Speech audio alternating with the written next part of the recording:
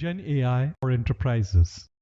It's a blueprint for business leaders demonstrating what your business needs today. In today's world, where technology evolves at the blink of an eye, generative AI isn't just a cool new tool to play around with. It's rapidly becoming a new must-have for business aiming to stay on top. Starting your journey with GenAI isn't just about keeping up with the trends. It's about unlocking a treasure trove of benefit that could propel your enterprise into the future. Imagine having the power of automated all the mundane tasks, spark creative ideas, supercharge decision-making processes, and offer a level of customer personalization like never before. That's the kind of game-changing potential we're talking about with GenAI. But here's the thing. Driving into GenAI isn't just about getting immediate benefits. It's about setting the stage for your business to lead and innovate. Those who get in early on this technology gain a significant edge, mastering its capabilities and applying them in ways that leave competitors playing catch-up. It's like getting a head start in the most exciting race of our times. Now let's flip the coin and consider holding off on integrating GenAI into your business. Short term, you might save yourself the hassle of navigating something new. But think about the bigger picture.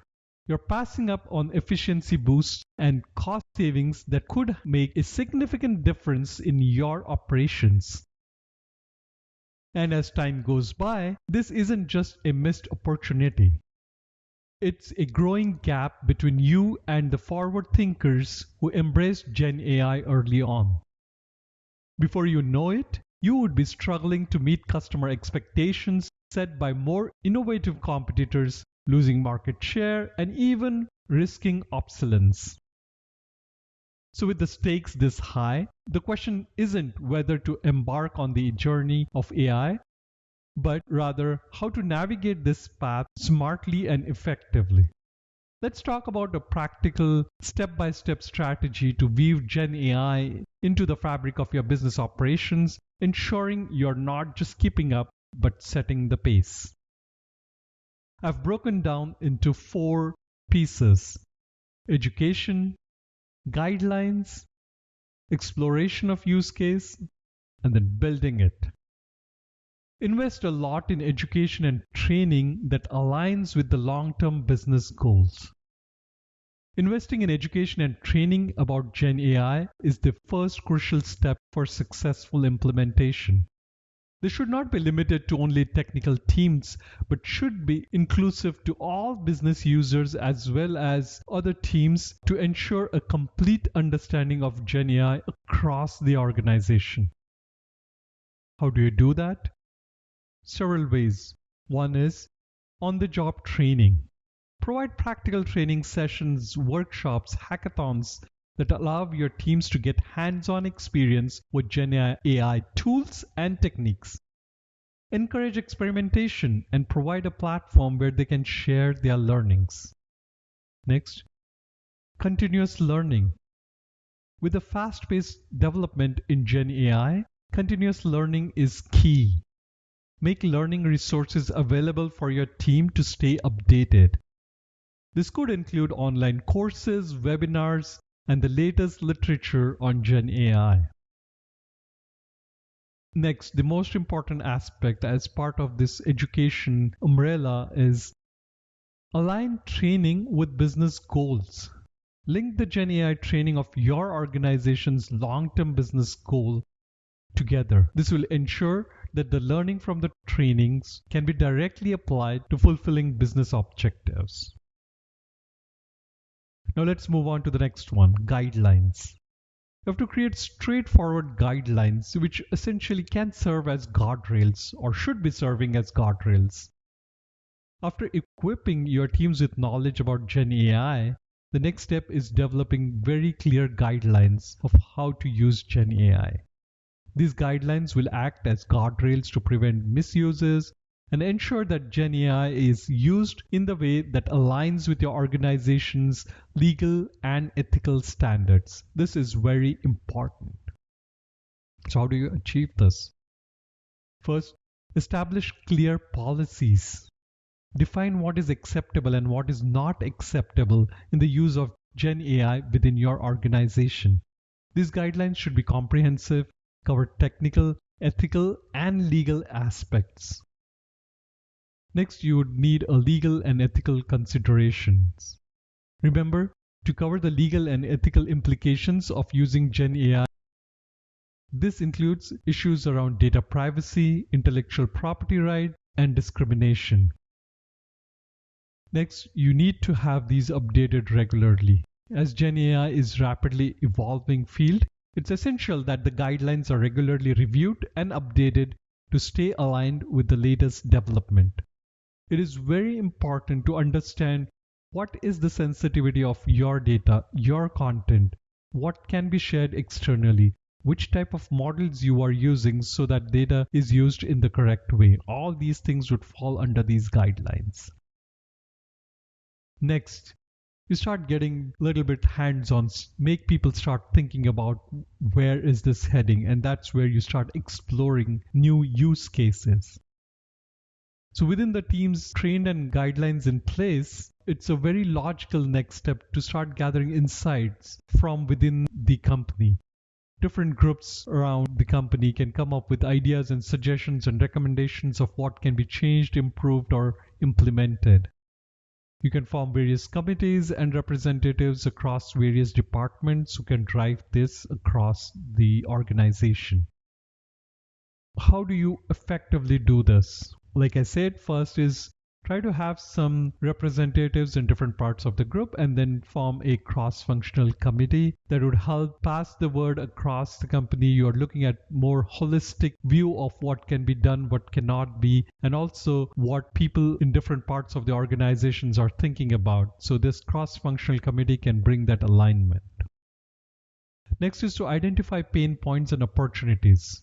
Once you look at all of this, the committee should be able to identify what are some of the challenges and inefficiencies that they see across the company and that can change into opportunities within the organization where GenAI could potentially provide solution. And then once you have started doing that, the next would be prioritize based on the impact and feasibility. Once potential GenAI applications have been identified, prioritize them, look at what impact it would be bringing, which ones are that can be reused across different groups within the organization, and so on. And of course, feasibility is important. Once that is done, then the most important step, that is build. Finally, you are at the stage where you'll put all the preparations into action by starting with a small, measurable project. This allows your team to gain hands-on experience with GenAI and provides a quick win that demonstrates the value of GenAI to the wider organization. How do you do that? Choose a small, high-impact project. Select a project that is manageable but can have a significant impact. This will help demonstrate the value of GenAI to stakeholders and build momentum for the large projects. You also look for an iterative approach. Implement the project in iterations. Start seeing more and more use cases popping across the organization. Now, as you go through these, there'll be some questions coming up. Large language models, that's the LLM choice. Also, would you want something on-prem, open source models, or something in the cloud? Depending on your organization's needs and capabilities, you can choose to run an LLM on premises, use an open source model, or leverage cloud-based LLM services. On-premises solutions offers more control and security, but requires significant computational resources. Open source models are usually free and customizable, but may lack the performance of proprietary models. Cloud-based services are easy to use and scale. but they have major ongoing cost and requires reliable internet access. Now, the next thing that you would face would be RAG, that is Retrieval Augmented Generation versus fine tuning versus building your own LLM. To start with, building your own LLM gives you the most control and customization. It can potentially lead to the best performance on your specific task or domain. However, it requires substantial resources and expertise.